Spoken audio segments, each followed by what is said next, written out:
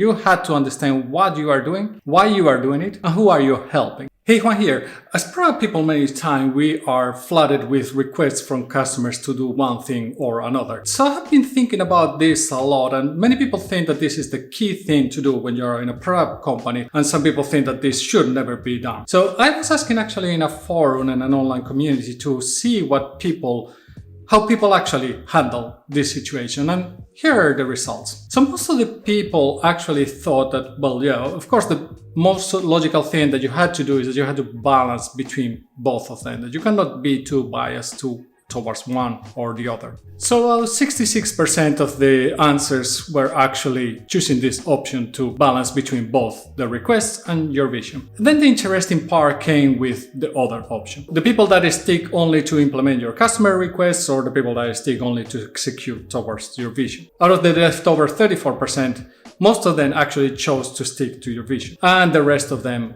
actually choose to work with customer requests. This was divided between 22 and 11%, and math, 23 and 11%. But why did I ask this question? Many times, and this is probably something that tends to happen when you're a product manager in the very early stages, you probably don't know very well what to do, because most of us are just kind of a little bit thrown in the water and just try to prioritize and try to do your job. So it's very easy to fall in the path of just following customer requests and do whatever a customer asks. But it's very important as a product manager to always have a vision for your product, whatever the vision is. So you want to have a goal that you want to drive towards. Otherwise, if you're not driving towards a certain direction, you might end up just taking random turns in your product, which might not be benefiting you as a product, as a business, or as a company. Customer requests, don't get me wrong, are very important and things that you had to pay attention, because of course, when the customer comes with a request, potentially the solution is not the greatest and it's not what you had to do, but you had to pay attention to what is the problem that customer is having.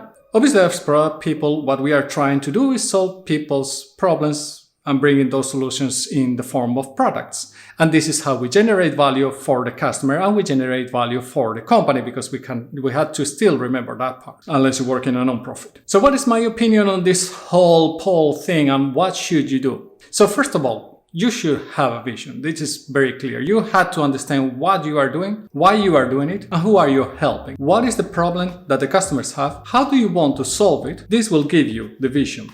Obviously, the vision is adding value to those customers. You are solving a problem for them. You are making their life easier in one way or another. This is what we do as product managers. So you had to build towards that vision. You had to be able to execute towards that vision and get yourself closer all the time. This doesn't mean that you know what the solution is going to be. The solution is probably going to be changing all the time, because the times change, technology change, competition appears, and you had to modify and adapt along the way.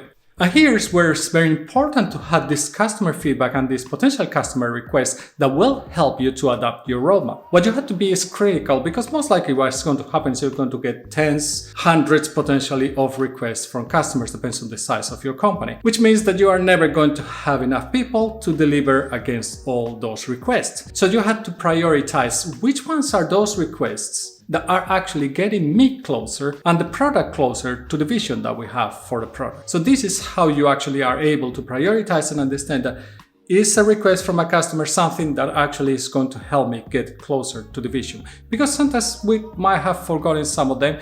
Sometimes we might know some of those requests, and potentially we had not prioritized them early on because we thought that these are things that are coming later on. This is why it's very important that you work constantly with your customers in a research mode, that you are actually typically, with the help of product designers, you are doing user research in a continuous way. So not only for the beginning of the product launch, but all the time, so you understand how you can actually build a product and make it better for the users and to solve the users' needs continuously. So as in many cases, there's no right or wrong decision. You had to balance and you had to make sure that you understand the situation, and depending on the situation, sometimes it's going to be more important to take those long-term leaps and try to achieve closer or get closer to your vision, and sometimes it's going to be better to work with the customers very close by and take some of those requests that they are having all the time. Don't get me wrong, work with your customers all the time close,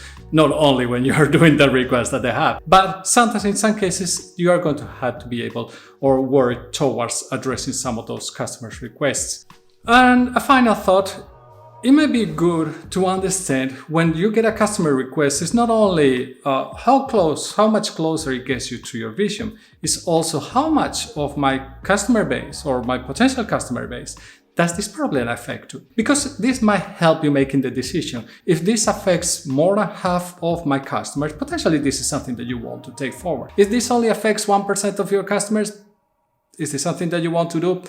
Well, you have to be critical with these things, and it's good to understand what is the impact of that request or that problem that a customer is raising up. For making these decisions and understanding this, data is going to help you a lot. I will link here a video where I talk more about how to use data and understand data for product management. So what would be, in your opinion, the most important thing to do? Would you actually execute towards your vision, or would you work mainly based on customer requests? Let me know in the comments below. If you enjoyed the video, give it a like. It helps a lot the channel. And I will see you in the next one. And remember, stay safe.